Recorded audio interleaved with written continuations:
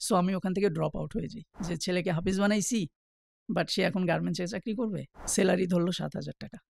না আমি নিজে কিছু করতে পারতেছি, না আমি আমার ভবিষ্যৎ পরিকল্পনার কোনো বাস্তব রূপ দিতে পারবো, এরকম আমার কাছে মনে হচ্ছিল। এবং আমি কখনো মাউস পর্যন্ত হাত দিয়ে ধরি নাই। এটা আমার জন্য অনেক বড় একটা চ্যালেঞ্জ।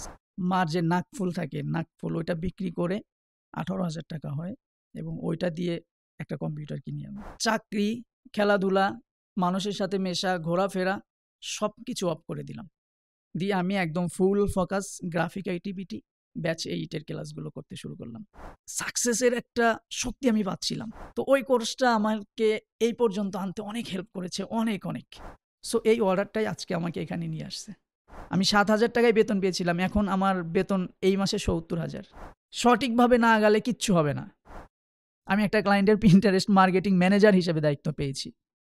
এখন একটা ডিজাইনে আমি পাই $150, যে প্রত্যেক মাসের 15 তারিখে $300, যেটা প্রায় 36,000 টাকা শুধু একটা ক্লায়েন্ট। অ্যান্ড আমার গিগ এখন আছে ফাইবার চয়েসে। ক্লায়েন্টের ডিজাইন আর নিজের স্কিল ডিজাইন এইটা কিন্তু এক না।